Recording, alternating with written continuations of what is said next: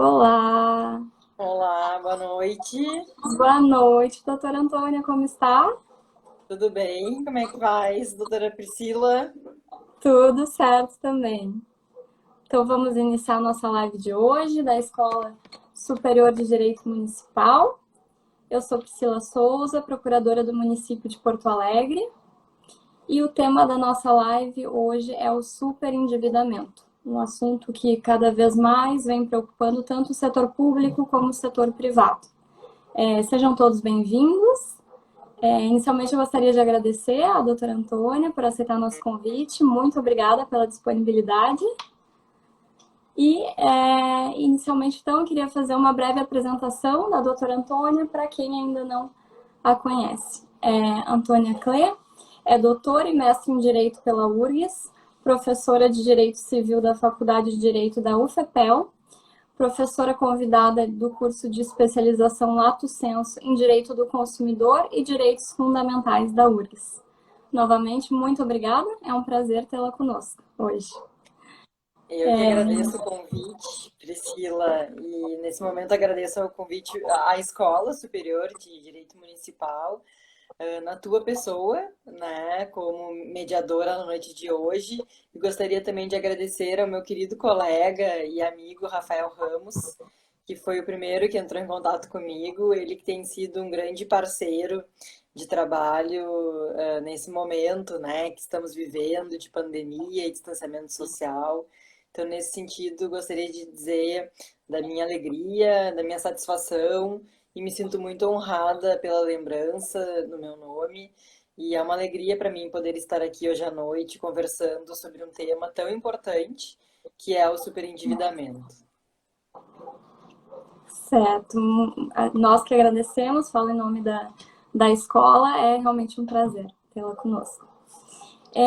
Então, inicialmente, antes de lhe passar a palavra para falar especificamente sobre o superendividamento, gostaria de lhe pedir para falar um pouco sobre a legislação que foi um marco na economia do Brasil, que é o Código de Defesa do Consumidor, né, um verdadeiro divisor de águas na economia.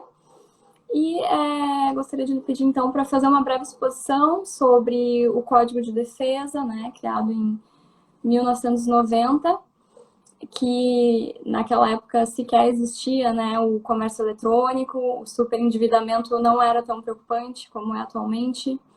Então, gostaria de lhe passar a palavra para fazer uma breve exposição sobre o contexto em que foi criado, a evolução, claro, na sua análise, nos pontos que refletem no endividamento dos consumidores. Então, tá, te agradeço muito, Priscila. Realmente, para mim, é uma grande satisfação falar desse tema, né, da proteção dos consumidores no contexto do ordenamento jurídico brasileiro. E, para tanto, a gente precisa contextualizar o desenvolvimento, tanto histórico, social e econômico, do nosso ordenamento jurídico, né? Nós sabemos que o Brasil sofreu muita influência legislativa de Portugal e dos ordenamentos jurídicos europeus, tais como o francês e o italiano, que eu destaco, né? Então, fazendo uma retrospectiva histórica do nosso ordenamento jurídico e das nossas leis, a gente precisa voltar lá ao final do século XIX, início do século XX, com a discussão e a entrada em vigor do nosso primeiro Código Civil, né? É inacreditável, mas até 1917 aplicavam-se no Brasil as leis portuguesas, né? Com relação ao direito civil, evidentemente. E só em 1917, então, que o Brasil teve um Código Civil que era aquela lei tida como Constituição do Direito Privado e que regularia, então, todas as relações de direito privado.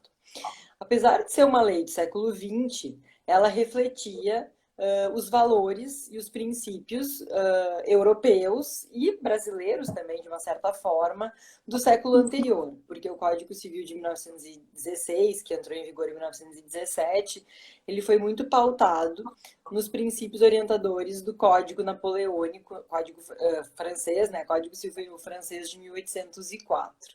Então ele era muito privatista, muito individualista, muito centrado naquela figura do homem, pai de família, contratante e proprietário. E esse código vigeu em nosso ordenamento jurídico ao longo de todo o século XX, ao mesmo tempo em que o século XX foi palco de grandes transformações, grandes mudanças dentro dos ordenamentos jurídicos, né? O século XX presenciou duas grandes guerras que foram, né, um divisor de águas também na forma de nós regularmos as relações jurídicas entre as pessoas, né? Entre relações jurídicas entre pessoas e tanto no contexto nacional quanto no contexto internacional, não é?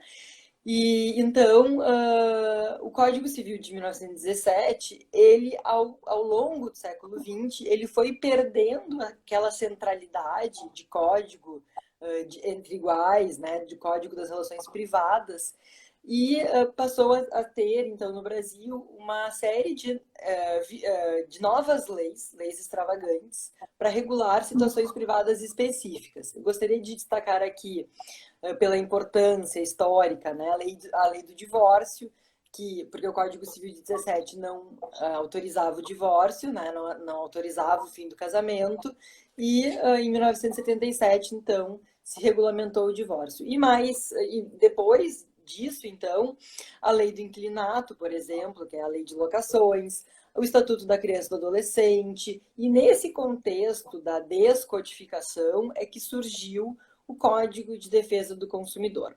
Paralelo a isso, né, como não se conseguia nem reformar o Código Civil de 1916 e nem aprovar um novo Código Civil, o nosso Código Civil de 2002 levou mais de 20 anos tramitando entre as casas legislativas, se viu na redemocratização e na elaboração de uma nova Constituição da Era Democrática em 1987, né, com a Assembleia Constituinte, um momento bastante oportuno para se modernizar o direito brasileiro.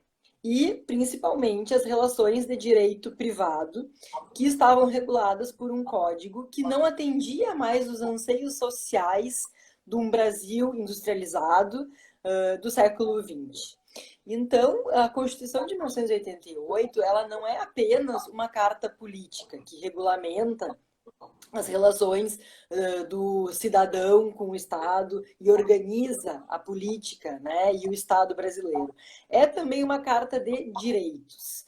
E destaco a importância, então, do artigo 5º da nossa Constituição de 1988, que traz uma série de direitos e garantias fundamentais.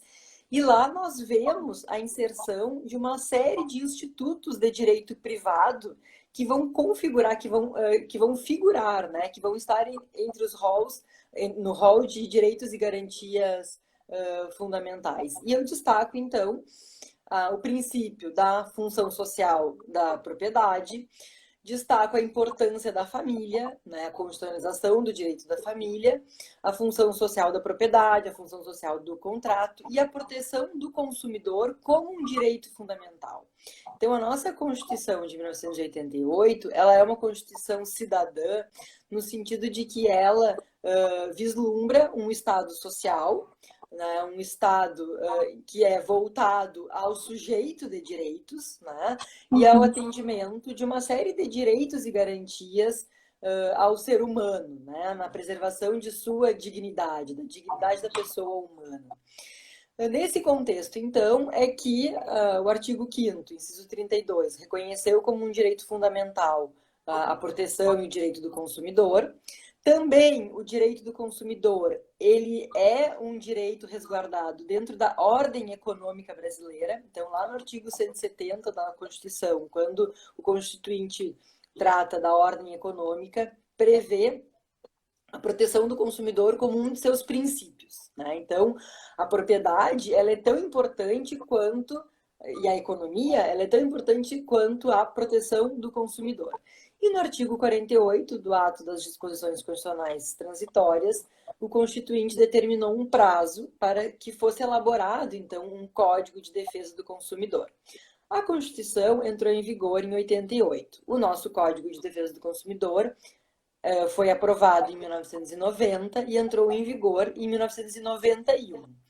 E ele foi considerado uma grande evolução para o nosso direito privado, não apenas por regulamentar a relação jurídica de sujeitos desiguais, porque o Código de Defesa do Consumidor ele reconhece a figura do consumidor e do fornecedor, né? E ao conceituar fornecedor, determina, né, que é toda aquela pessoa física ou jurídica que utiliza, que na verdade que desenvolve uma atividade com características, né, empresariais e coloca produtos e serviços no mercado e, portanto, tem um know-how, né, tem um conhecimento, conhece aquele produto, conhece aquele serviço e vai tirar algum proveito econômico dessa disponibilização econômica do produto ou do serviço no mercado, e o consumidor como aquela pessoa física ou jurídica destinatária final de produtos e serviços que vão retirar do mercado de consumo aquele bem ou aquele serviço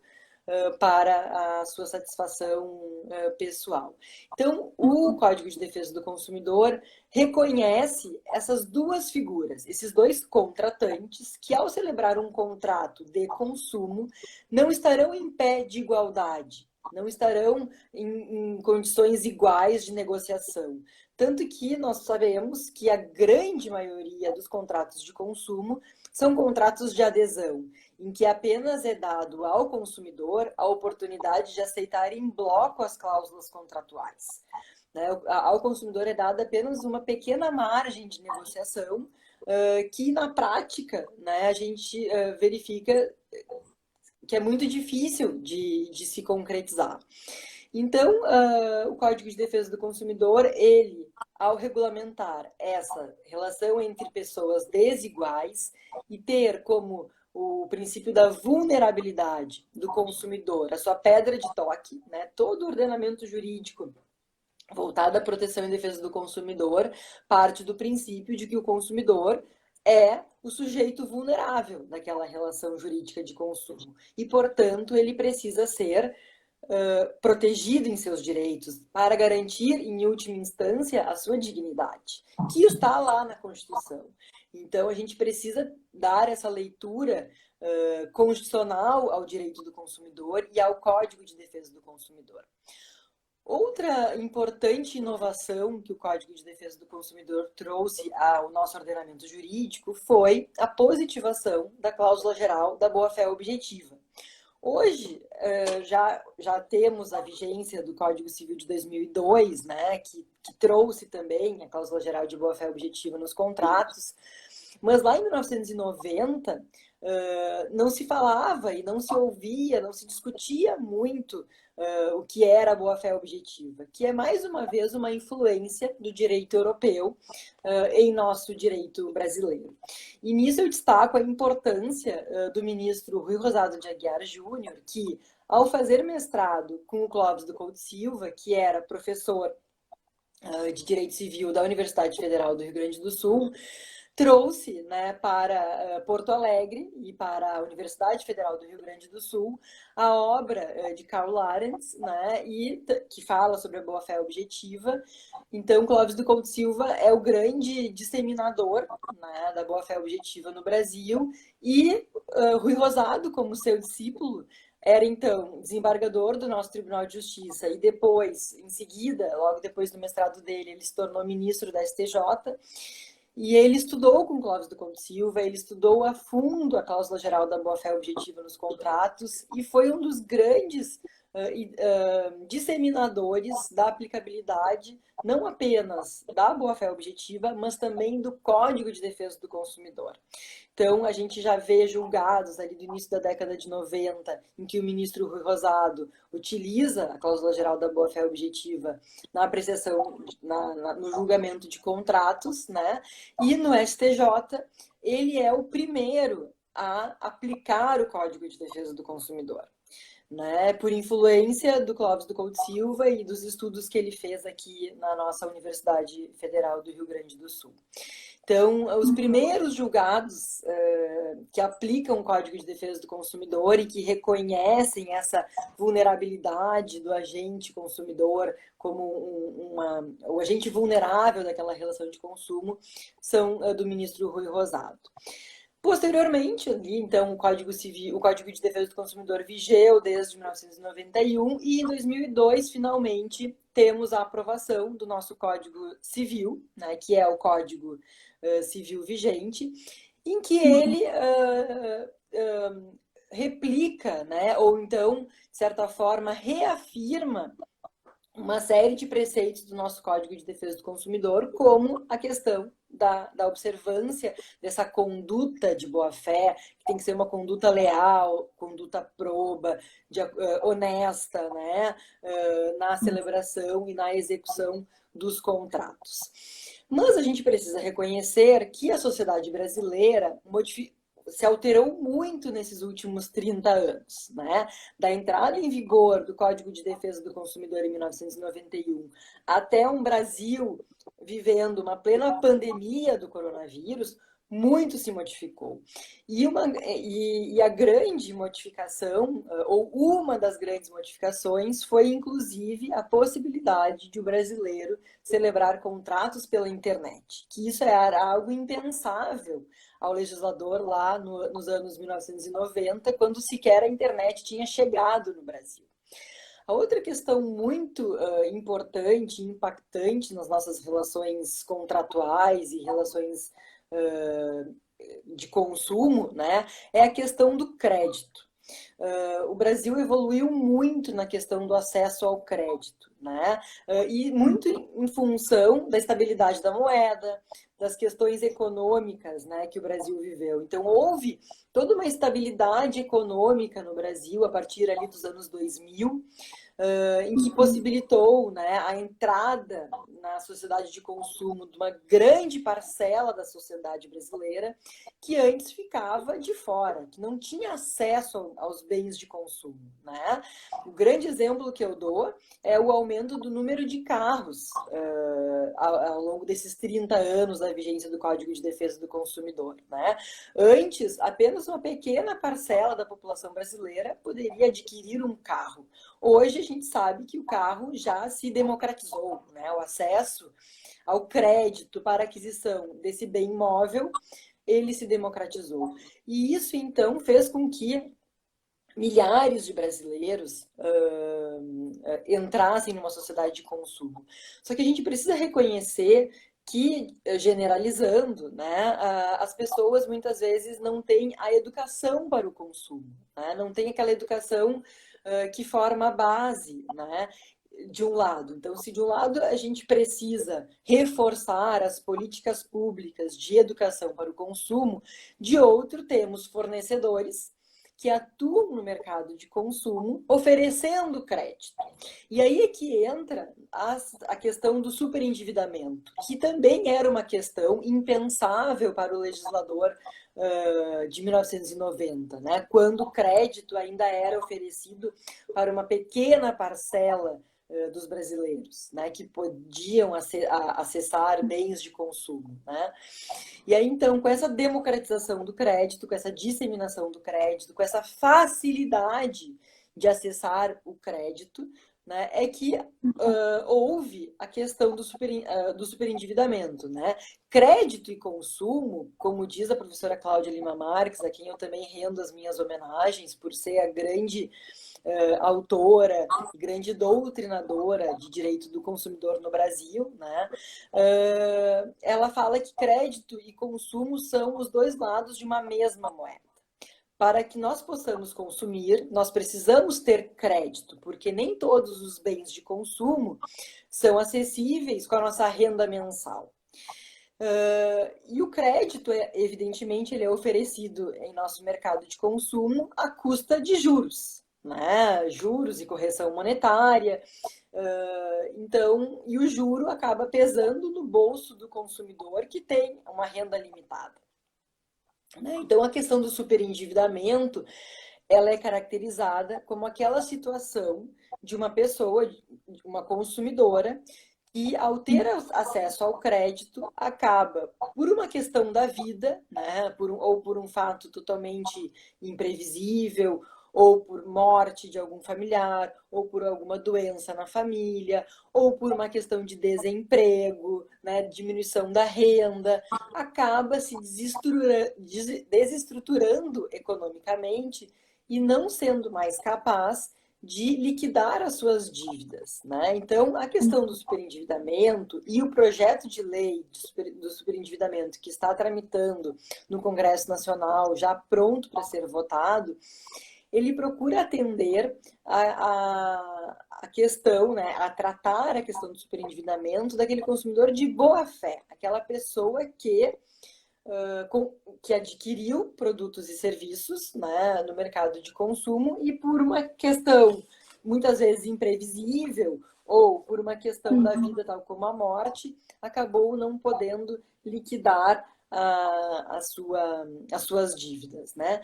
Então hoje a gente tem o projeto de lei 3515, né, de 2015 tramitando no Congresso, pronto para ser aprovado, e ele visa a alterar o Código de Defesa do Consumidor, incluindo todo um capítulo no código para tratar a questão do superendividamento, né?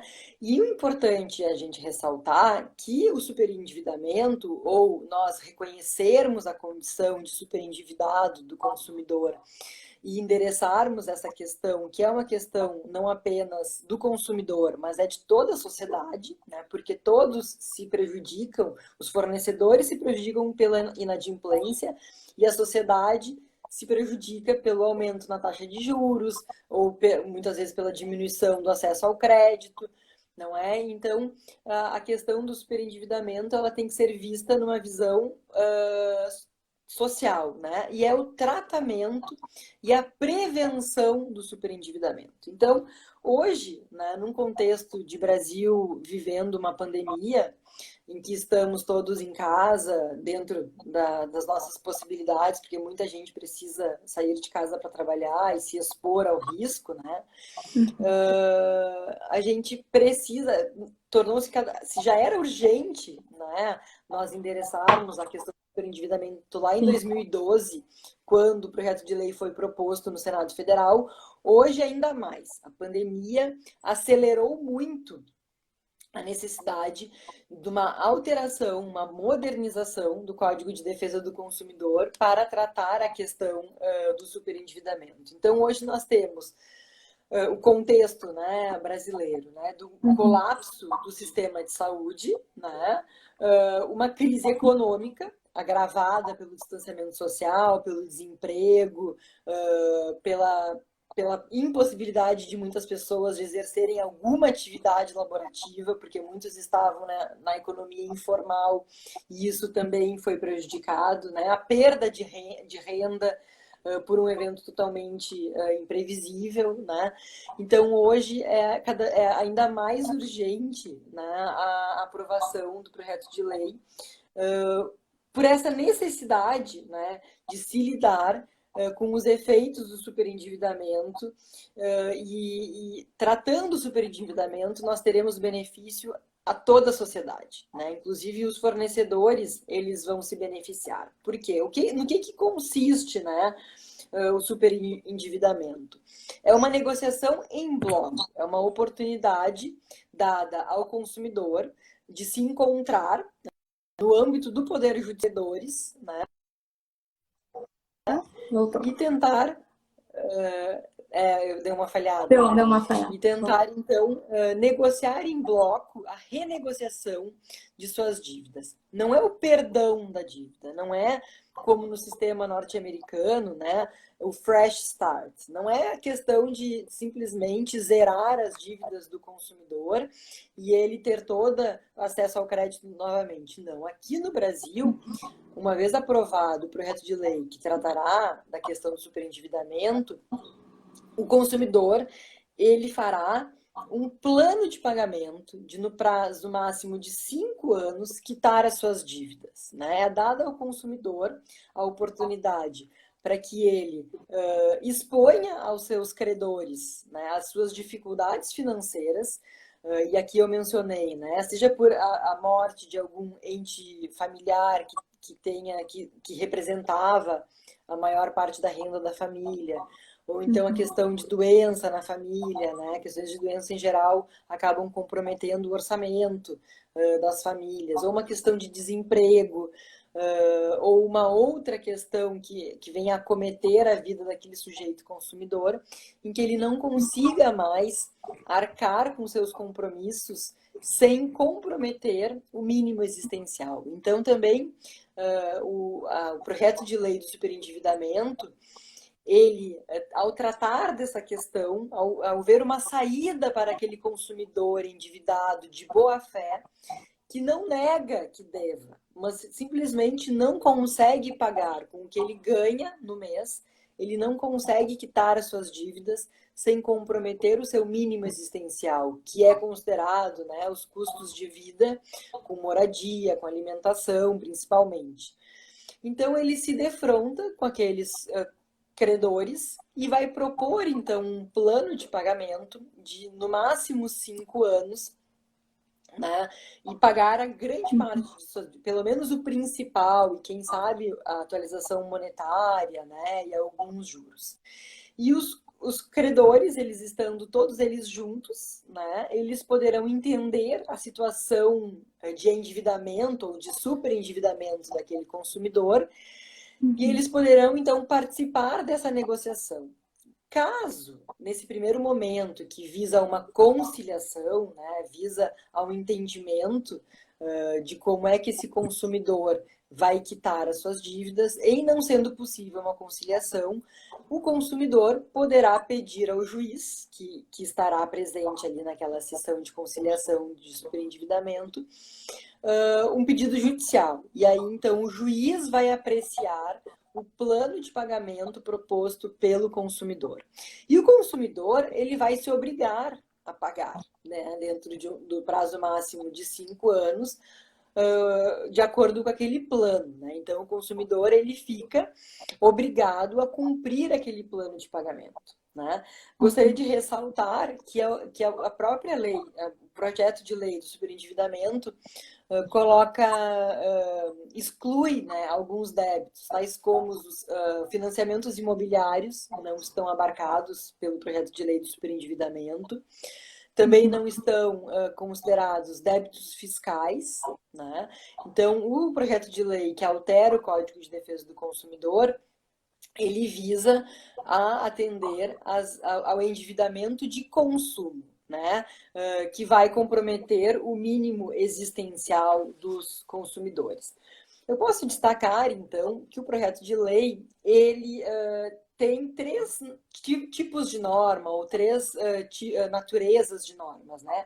Tem as normas de natureza preventiva, que tem como objetivo prever a educação para o consumo, né, consciente, e aprofundar e exemplificar a informação que é dada a esse consumidor. Então, o Código de Defesa do Consumidor, ao prever uma série de direitos ao consumidor, ele impõe uma série de deveres aos fornecedores, né? Então, um dos deveres que esses fornecedores terão, principalmente o fornecedor de crédito, né, será de bem informar o consumidor acerca das cláusulas contratuais. Também o projeto de lei do superendividamento contempla normas de natureza repressiva, com o objetivo de tipificar novas modalidades de práticas abusivas e de oferta de publicidade enganosa. Então, por exemplo, o projeto de lei do superendividamento vai proibir que os fornecedores ofereçam e façam publicidade de crédito com taxa zero, ou sem juros, ou crédito gratuito, né? Porque a gente sabe que isso é abusivo e até enganoso, né? As financeiras e as empresas bancárias, o lucro, né, e o juro é a sua forma de remuneração, né? O juro é a sua forma de remuneração, é como elas se remuneram pela prestação do seu serviço. Então, um banco dizer que oferece dinheiro gratuitamente, isso é enganoso, né? E o projeto de lei do superendividamento vai vedar essa prática, né? Impondo, inclusive, sanções. E a terceira natureza das normas previstas no projeto de lei de superendividamento são normas de tratamento ao superendividamento. Essa ideia de se propor um processo judicial, né, de repactuação das dívidas. A oportunidade dessa audiência de conciliação, presidida ou por um juiz de direito ou por um conciliador nomeado, né, pelo juiz, né, credenciado pelo juízo, na presença do consumidor e de todos os seus credores, para que eles possam, de comum acordo, achar a melhor saída para aquele consumidor endividado, que não está se negando a pagar. Não é? Ele não nega que deve, ele apenas não consegue pagar, né? Por algum motivo, muitas vezes estranho à sua vontade, né? Ou muitas vezes por fatos da vida. Né? E nesse sentido também gostaria de destacar o brilhante trabalho desenvolvido pela professora Cláudia Lima Marques e por duas magistradas do nosso estado, a Clarissa Costa de Lima e a Karen Danile Vix Bertoncello, que fizeram o Observatório do Crédito, né? Um projeto, a Universidade Federal do Rio Grande do Sul e o Poder Judiciário Gaúcho, que desenvolveram o projeto piloto, né, do tratamento do superendividamento e fizeram lá no início dos anos 2000, lá em 2005, 2006, um retrato de quem são esses consumidores endividados, né? E, em geral, são pessoas que sofreram com a morte de alguém, ou com a doença de alguém, ou com o desemprego, ou com a separação, né? A separação também pode ser um motivo de perda de renda da família e a pessoa se desestrutura, não é? Então, a gente precisa também voltar os olhos a quem são esses sujeitos vulneráveis. E hoje, muito se fala da hipervulnerabilidade, né? A questão daqueles consumidores que não são apenas vulneráveis, mas são hipervulneráveis, ou porque estão doentes, ou porque são idosos, ou porque são portadores de alguma deficiência que os torna mais vulneráveis do que pessoas que não têm deficiência, né? E nesse espectro dos hipervulneráveis, eu destaco o papel dos idosos, que muitas vezes, né, são aposentados ou então pensionistas e tem aquela questão, a figura, né, muitas vezes perigosa, do crédito consignado, do desconto em folha de pagamento, né? E a ideia de que o idoso, ele precisa de um empréstimo e esse empréstimo, ele vai ser descontado em folha, ele vai receber o seu benefício previdenciário ou a sua pensão já descontada daquele empréstimo bancário que ele fez, muitas vezes em função de um filho, né? Não foi nem o aposentado que fez o empréstimo, foi para ajudar um filho, foi para ajudar uma neta, né? E tem essa questão do empréstimo consignado. Então, o projeto de lei do superendividamento, ele tem essas três vertentes, né?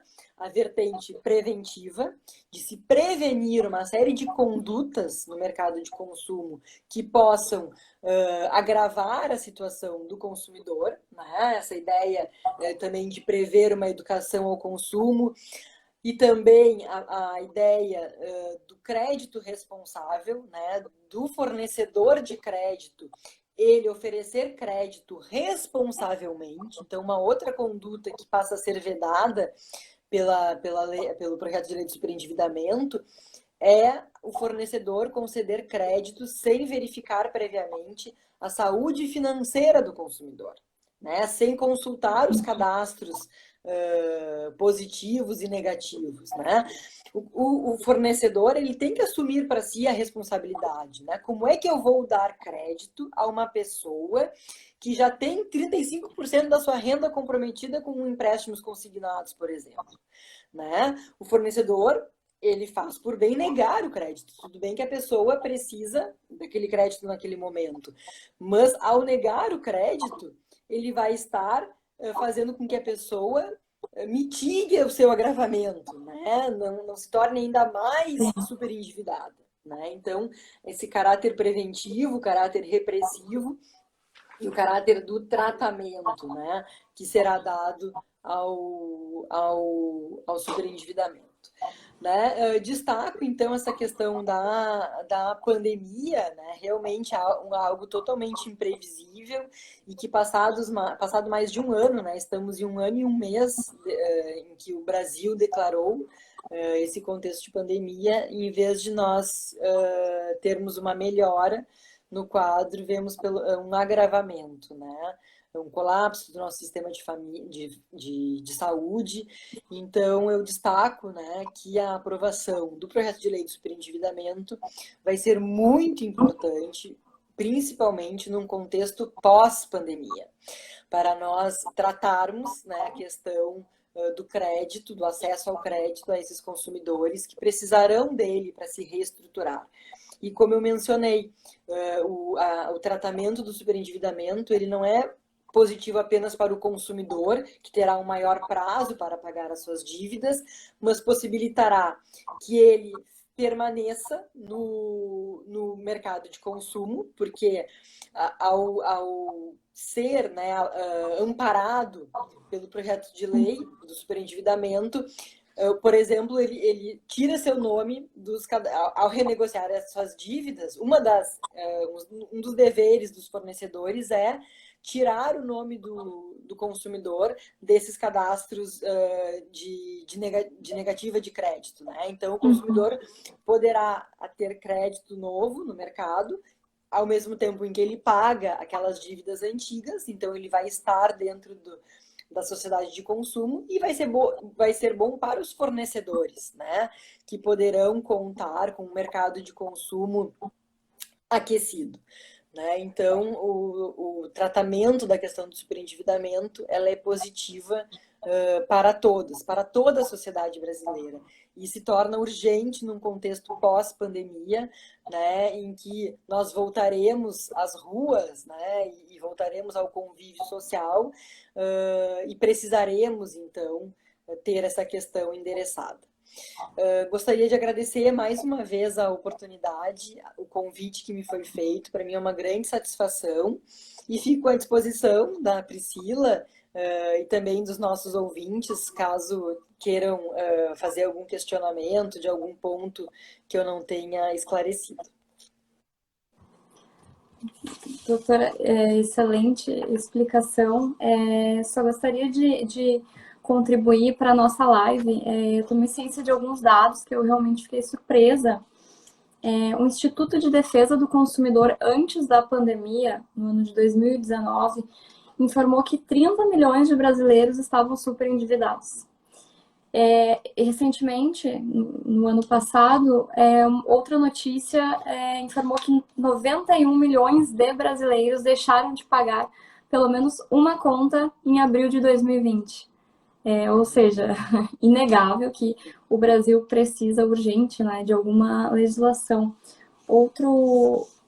Outra informação também que eu fiquei bem surpresa é a exclusão social dos superendividados é maior nos países com maior desigualdade social e sem lei, como o caso do Brasil, né, sem lei específica para o superendividamento, do que naqueles países em que a desigualdade social é menor. E aqueles que já apresentam alguma lei específica do superendividamento. Então, realmente, nos últimos tempos, cada vez mais, esse movimento para aprovar, né, essa lei ganha espaço. Hoje o cálculo parece que está em 42 milhões de superendividados no Brasil. A pandemia fez aumentar em 12 milhões os superendividados, que é aquela pessoa que não consegue quitar as suas dívidas sem comprometer o seu mínimo existencial. Então, fazendo uma ligação do panorama do superendividamento com a nossa Constituição, né? A Constituição, ela tem o princípio da dignidade da pessoa humana como a sua chave mestra. Né? E a gente preserva a dignidade da pessoa humana, garantindo a ela um mínimo existencial, que ela tenha condições, né, de viver minimamente uma vida digna, comprando alimentos e moradia. Né?